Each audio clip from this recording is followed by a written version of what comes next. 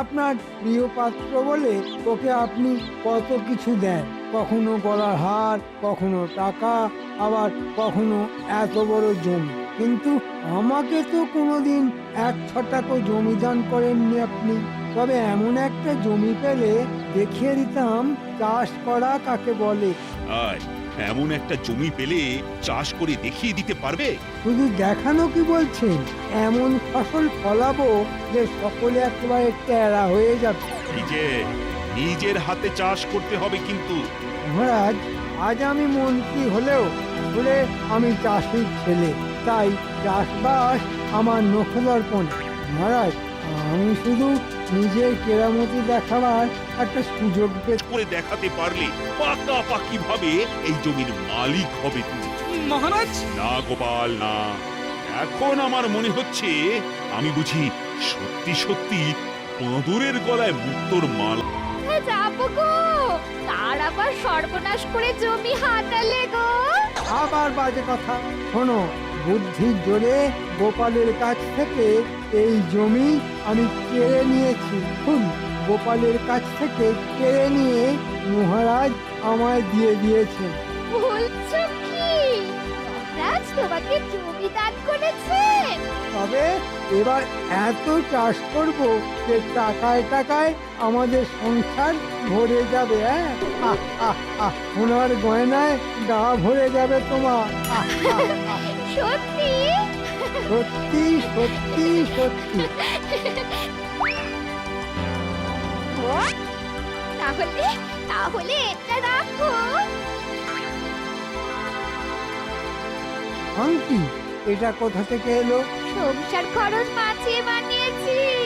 তুমি নিজে হাতে চাষ করবে শুনে খুব আনন্দ হলো তো, তাই এটা তোমায় দিলাম। এই দেখবে আঙুলে পড়ে চাষ করার সময় সূর্যের আলো পড়ে খুব খুব গোপনে, মানে রাতের বেলা, কারণ মহারাজের হুকুম আমাকে নিজের হাতে সব জমি চাষ করতে হবে। বাবা, গল্প তো খুব লম্বা দেখছি। ঠিক আছে, করে দেব, তবে পারিশ্রমিক কিছু বেশি লাগবে। হ্যাঁ, এই দেবো রে বাবা, দেবো। আজ মিটে গেলে যা চাইবি তাই দেব। তা করলে চলবে না মন্ত্রী মশাই। ভালো মতো অগ্রিম না পেলে তো কাজে হাত দিতে পারবো না। কিন্তু এখন যে সঙ্গে কিছু নেই। তাহলে যেদিন সঙ্গে থাকবে সেদিন না হয় কাজ শুরু করবো। হ্যাঁ, বড্ড জেদি তুই। ঠিক আছে, এখন অগ্রিম হিসেবে এই সোনার আংটিটা রাখ। কাজ শেষ হয়ে গেলে সব টাকা মিটিয়ে দেব, আর তখন এই আংটিটা ফিরিয়ে নিয়ে যাব। বাবা, কি সুন্দর আংটি। এবার চটপট করে কাজটা সেরে ফেলবি, আমি চলি রে। হ্যাঁ, সোনার আংটি, এই আংটিটা আমি তোকে দেব। হ্যাঁ, তার করে কাজ এগোয়।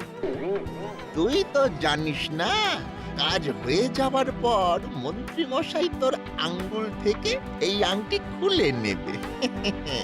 তখন তুই চুষবি আঙ্গুল আর আমি গুনবো টাকা।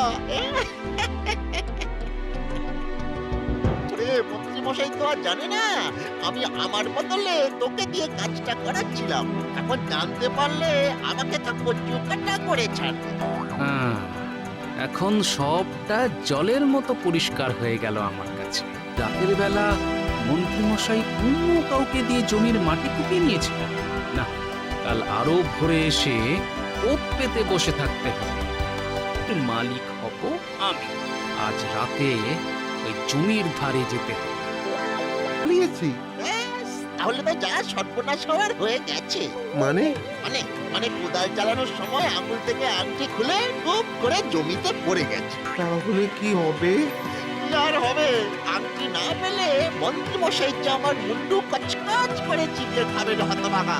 হায় হায় হায় রে, কি সর্বনাশ করলি রে তুই, কি সর্বনাশ করলি। তাহলে চল এক্ষুনি গিয়ে খুঁজে আনি। খেপেছিস? এখন এই জমিতে গেলে কেউ যদি আমাদেরকে দেখে ফেলে, তাহলে তো সকলে জেনে যাবে যে মন্ত্রী মশাইয়ের বদলে আমরাই ওই জমি চাষ করছি। বলছি, কাল রাতে যখন মাংসের ঝোল মেখে ভাত খাচ্ছিলে না, তখন তোমার আঙুলে আংটিটা তো দেখলাম না। তুমি বুঝি খুলে রেখেছো? ইয়ে মানে হ্যাঁ হ্যাঁ হ্যাঁ। তাহলে একবার ওটা আমায় দাও তো। কেন? কি হলো? দাও। এখন কি করে বলি যে ওটা আমি বটাকে দিয়ে দিয়েছি? কি গো, চুপ করে আছো কেন? দাও। তাহলে এই বলছি আমি কিন্তু কেটে কেটে অনর্থ বাঁধাবো। বুঝছো, সামান্য একটা আংটির জন্য থাকবো না আর এ বাড়িতে। ধুর। আমার বউ যে আমাকে শেষ করে ফেলবে, হতে ছাড়া ওরাং তোকে খুন করে। বটা, এই বটা, এই আংটি গেল কি করে? মানে ইয়ে হয়েছে আর কি মন্ত্রীমশাই, আপনি যে কাজটা আমাকে দিয়েছিলেন আমি আবার সেই কাজটা ওই আংটির লোক দেখিয়ে ঘটার ঘাড়ে চাপিয়ে দিয়েছিলাম। ঘটা সেটা হারিয়ে ফেললে আমি কি করব? হতে ছাড়া ওকে পাকামি করে ঘটাকে দিতে কে বলেছিল? হ্যাঁ রে, এই আংটি ফিরে না পেলে আমার বউ যে আমাকে শেষ করে ফেলবে। হতে ছাড়া ওরাং তোকে খুন করে ফেলবো। যে নিজের হাতে ওই জমি চাষ করতে হবে। মন্ত্রীমশাই সুখী মানুষ, জমি চাষ কি আর ওনার দ্বারা হয়? তাই উনি এই সোনার আংটির লোভ দেখিয়ে কাজটা দিয়ে দিলেন বটাকে। বটা আবার আরো এক কাঠি বাড়া, সেও আবার সোনার আংটির লোভ দেখিয়ে কাজটা দিয়ে দিল ঘটাকে। ওটা কি? পোকা ঘটা আঙুলে আংটি পরে জমি চাষ করতে গেল, আর অসাবধানে আঙুল গলে আংটি পড়ে গেল মাটিতে। সেখান থেকে আমার হাতে। মন্ত্রী, গোপাল যা বলছে তা সব সত্যি? না মানে চোপড়াও চোর।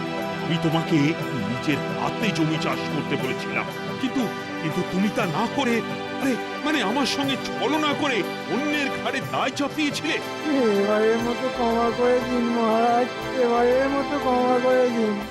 না না না, তোমার মতো চোরকে কোনো ক্ষমা নয়। ওই জমি তোমার কাছ থেকে কেড়ে নিয়ে আবার আমি গোপালকে দিয়ে দিলাম। জমি গেলে যাক, কিন্তু সংসারের শান্তিটা অন্তত থাকুক। ও ভাই গোপাল, আংটিটা আমায় দিয়ে দাও, না হলে যে তোমার বউখান আমায় কি দিয়ে খাবে। যদি না দিই? না বলো না ভাই। ওরে বাবা, বাঘে খাওয়া তো সহ্য করা যায়, কিন্তু বউয়ের কি দিয়ে খাওয়া যে সহ্য করতে পারবো না ভাই। দাও না ভাই, দাও না।